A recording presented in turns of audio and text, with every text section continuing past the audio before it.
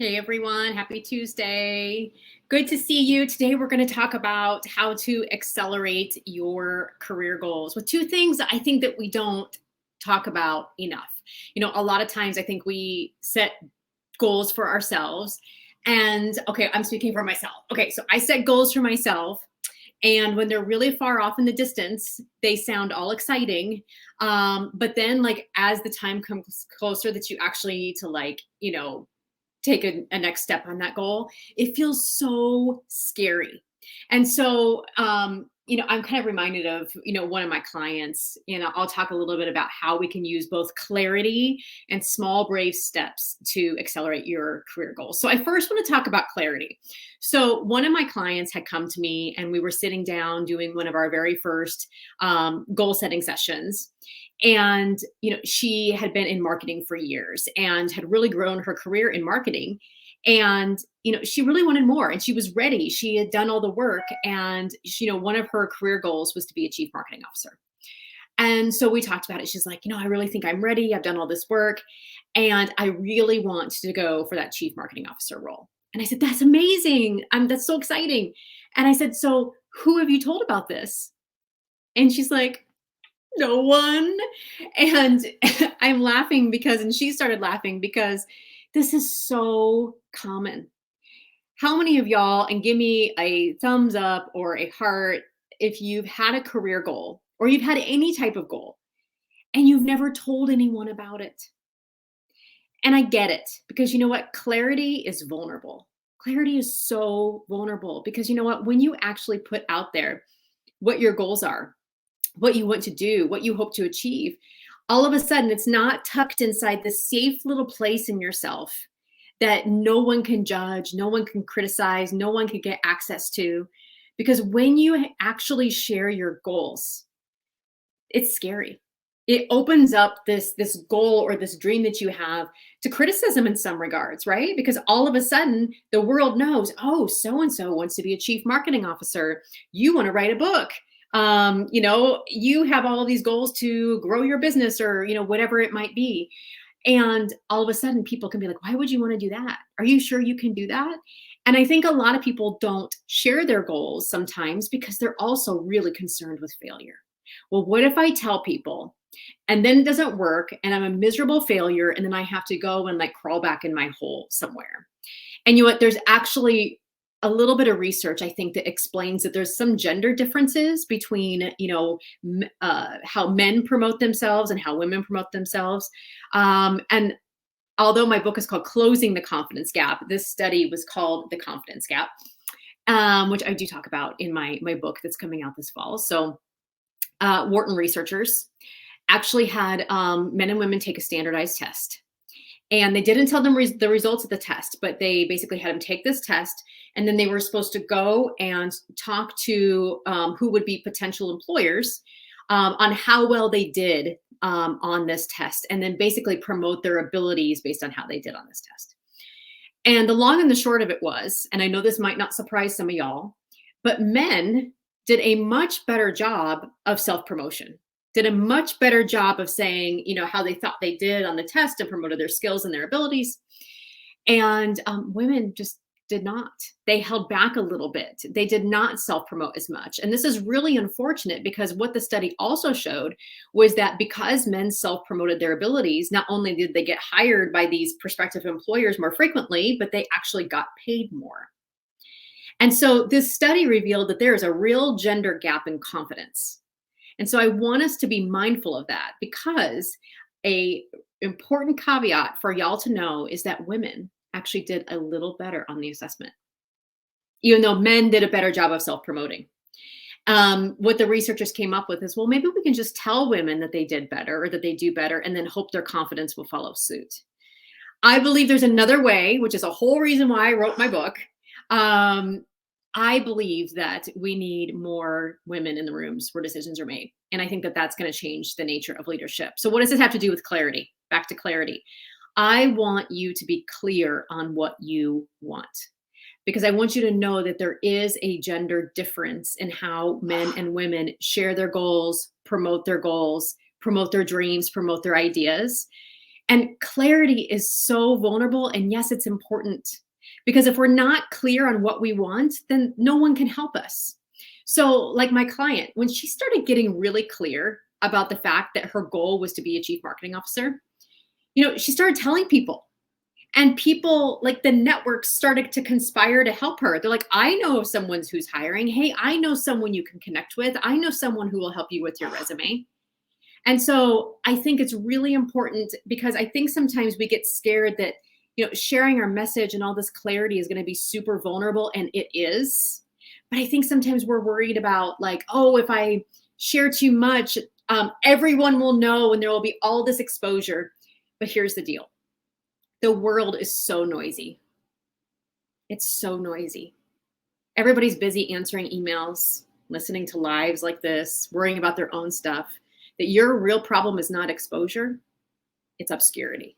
So be clear about what you want so that the world, the universe, your networks and everything can go to work for you. I'm sure you can think about something in your life today that you have, that you got simply because you were clear about what you wanted or needed. And the how you never could have even imagined, right? The how just kind of happened, but because you were clear, people found out and then everyone came together. So success loves clarity. The second thing I'll leave you with is I think sometimes that when we're trying to accelerate our goals, we try to take too big of steps. We've seen these images online. I know Liz and Molly shares one that talks about like taking small incremental steps makes it easier. James Clear in Atomic Habits talks about how we are the product of our itty bitty, inconsequential, tiny habits.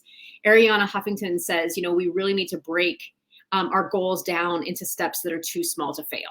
And I love that because anything that I've ever accomplished in my life was through small, brave steps. Last year when COVID hit, I lost nearly like 80 to 90% of my income in what felt like overnight. I guess it was 2 years ago that COVID hit. This is how fast this happens. And I had to I was like, okay, I guess I'm getting on government assistance. And then at that point, I had to think about how I was going to rebuild my business. And it was scary because I was like, okay, well, I was just doing generic leadership coaching. And I'm like, I'm going to go all in on coaching women. And I got very clear about it. Success loves clarity. I started to get really clear. I am a women's leadership coach. But everything that I wanted to do felt so scary. And so I just imagined myself 1 year from that day. And then I just broke it down because I think sometimes when we have a big goal, we try to feel like we have to do it all at once or leap into it all at once. And instead what I did was, okay, where do I want to be 1 year from today? How do I want to feel? Who's going to help me? And then how do I just walk it back? How do I reverse engineer it? Where do I need then to be at 9 months, at 6 months, at 3 months, 1 month, 1 week, 1 day? And I was like, okay, well, what's my smallest, itty bittiest, tiniest step?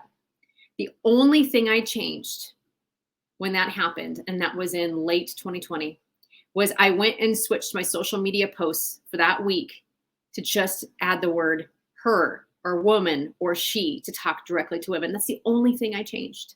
The only thing.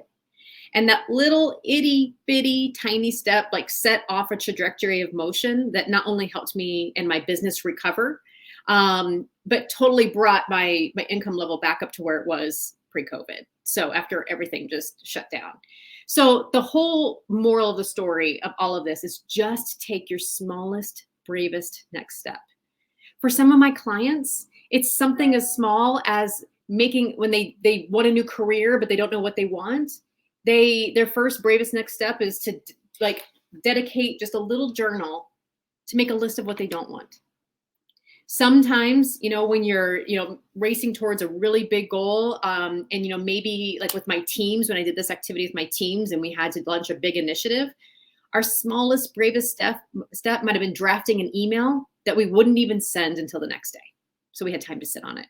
So I don't want you to think that all of your big goals and transformations, don't buy into the hype on social media that this stuff just happens overnight. It doesn't.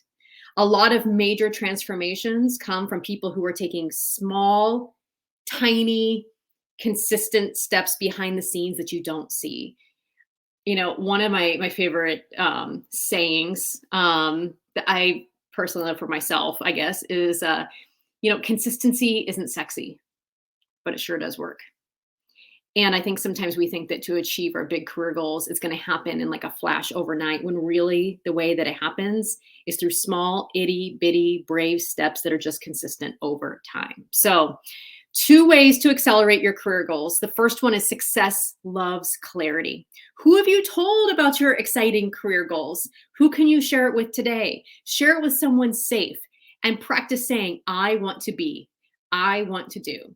The second thing is think about where you want to be a year from today, and then break it down into itty bitty small steps and just reverse engineer your way all the way back to today. And just ask yourself, what is the smallest, bravest step that I can take today so that I can get myself into motion? Remember, consistency is not sexy, but it sure does work. So I'd love to hear what questions y'all have about any of this if you ever want to DM me. And then I also wanted to talk a little bit too about my corporate women's leadership program that starts on March 29th, because we talk about this. We talk a lot about, I'm always encouraging the women in this group to be clear about what they want and share it, because we're in a room with 15 other people talking about these leadership goals and those sorts of things. And so it starts on March 29th. There's room for 15 women. However, there are 5 spots remaining.